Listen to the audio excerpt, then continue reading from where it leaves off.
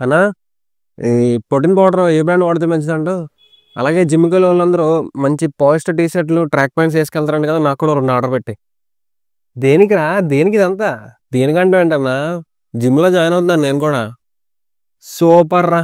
ఇన్నాళ్ళకి ఒక మంచి డెసిషన్ తీసుకున్నాం. సరే రేపటి నుంచి నాతో పాటు జిమ్‌కొచ్చేయి. ఊరికే అన్నా మీ జిమ్‌లో ఏముంటది? నేను జాయిన్ అయ్యే జిమ్ ఎంతనుకున్నావు? నెలకు 3000.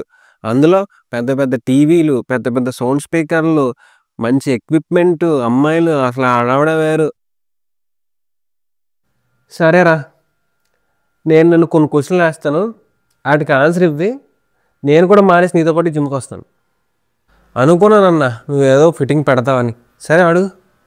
ఇప్పుడు ఆ జిమ్‌లో ఉన్న పెద్ద పెద్ద టీవీలు, స్పీకర్లు, ఆ ఎక్విప్‌మెంటు నీ బాడీని చేంజ్ చేస్తాయంటావా? అదేంటన్నా అలా అంటావు? ఇప్పుడు జిమ్‌లో ఇవన్నీ మనం ఎలాగా జస్ట్ ఎంటర్‌టైన్‌మెంట్ కోసమే పెట్టినవి.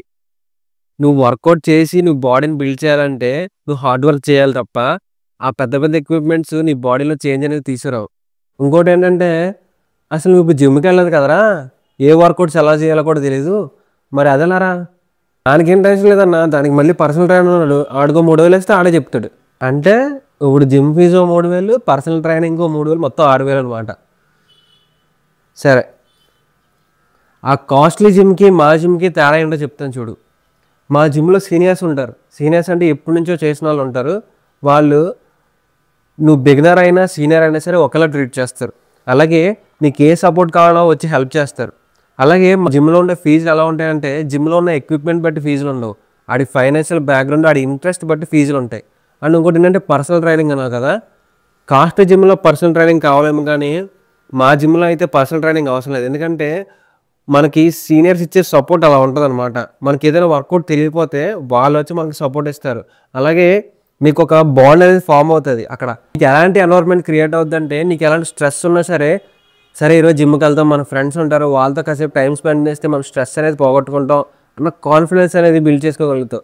అదే నువ్వు వర్కౌట్ చేసే జిమ్‌లో పక్కోడితో సంబంధం ఉండదు. ఎవడు ఇయర్ ఫోన్స్ పెట్టుకుంటాడు, ఆడు గోల ఆడిదే, ఆడేం చేస్తున్నాడు, ఆడు ఎవడో ఏంటి పట్టించుకోరు. ఆడికే సరిగ్గా తెలీదు. ఆడొచ్చి నీకేం చెప్తాడురా ఇంకా? పర్సనల్ ట్రైనర్ అంటే నువ్వు వచ్చి వెళ్ళేంత వరకు పూర్తిగా నీ చేత అన్ని వర్కౌట్స్ చేయించి నీకు ఎప్పటికప్పుడు ప్రోగ్రెస్ చేస్తూ నీకు రిజల్ట్ తెచ్చేవాడు పర్సనల్ ట్రైనర్. కానీ మా జిమ్‌లో అలా కాదురోయ్. సరే ఇంకోటి, సరే ఇప్పుడు 1 నెల వెళ్తావు, 2 నెలలు వెళ్తావు, 3 నెలలు వెళ్తావు. తర్వాత నీ పరిస్థితి ఏంటి? మళ్ళీ నువ్వు ఎలాగో మా జిమ్‌కే రావాల్సిందే. సో జిమ్ అనేది మన బడ్జెట్లో ఉండాలి. సో ఎక్విప్మెంట్స్ ఎక్కువ ఉన్నాయి కదా అని చెప్పి మనం 1 నెల, 2 నెలలు ఎఫర్ట్ చేసేలా ఉండకూడదు. మనం సంవత్సరం పాటు ఒకే జిమ్‌ని ఎఫర్ట్ చేసేలా ఉండాలి. అండ్ ఇంకోటి ఈడికే కాదు మీకు కూడా చెప్తున్నాను. జిమ్ అంటే ఎక్విప్మెంట్స్ ఎన్ని ఉన్నాయని కాదు.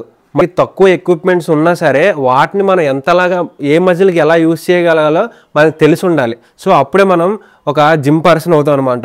నెక్స్ట్ ఇంకోటి ఏంటంటే మనం బాడీ బిల్డ్ చేయాలంటే కావాల్సింది ఎక్విప్మెంట్స్ కాదు.